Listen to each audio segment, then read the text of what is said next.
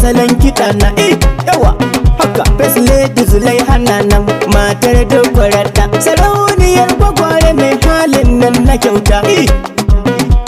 Mu je muga dokwarata, kar mu je da sanda, mu guje wa danda, dau halin mutanda, da duk babu ganda, muna kira ga soda, ku taho mu kaɗa, mu je mu gaida rada, ga mai gida jakada, daren ka yayi huda, da kai akwai ajanda, uban guri na gaida, Dr. Zulaiha ta zo, gare mu kin yi kwazo, sarauniyar gwagware, Dr. Zulaiha giwa, aloli take rabawa, kuma zo ku karba.